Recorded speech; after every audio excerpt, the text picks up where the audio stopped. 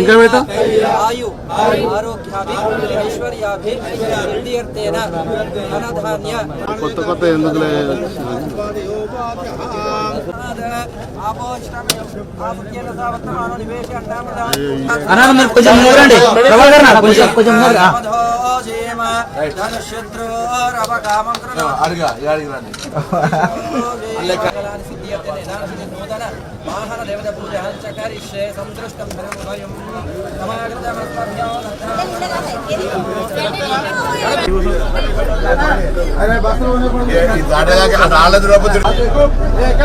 ఇచ్చేసి నార్మల్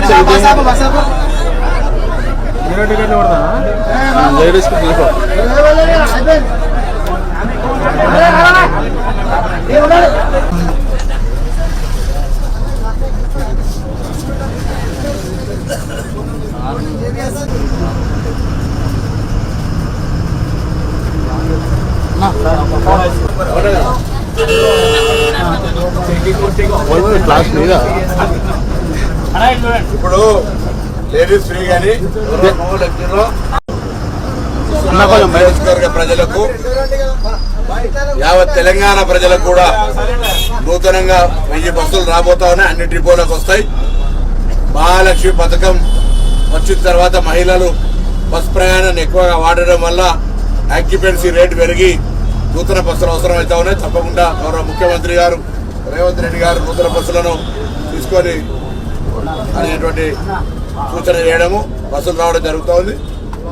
మేమందరూ ఒకటే ఈరోజు కొద్దిగా మహిళలు వచ్చినప్పుడు గౌరవించాలి. అదేవిధంగా పురుషులకు కూడా ఇబ్బంది పడుతున్నటువంటి పరిస్థితుల్లో స్కూల్ టైమింగ్స్ వాటి అన్నిటిని చూసుకొని ప్రయాణికులే కొంచెం సమన్వయం చేసుకునేటువంటి అవసరం ఉంటుంది.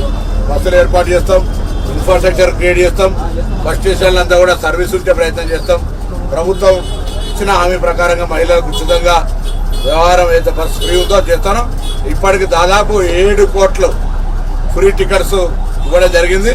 అవన్నీ కూడా ఇంకా భవిష్యత్తులో ఎటువంటి ఇబ్బందులు లేకుండా పారదర్శకంగా మహిళల సౌకర్యంగా ఉండే విధంగా ఈ కార్యక్రమం తీసుకోబోతున్నమాట సందర్భంగా మనం చేస్తా ఉన్నాం. ఇలా హుస్నాబాద్ నుంచి కూడా మిగతా డిపోలు కావచ్చు, హైదరాబాద్ జంట నగరాలకు కావచ్చు, అన్ని ప్రాంతాల్లో బస్సుల యొక్క అంశానికి ప్రభుత్వం అత్యంత ప్రాధాన్యత ఇవ్వబోతోంది.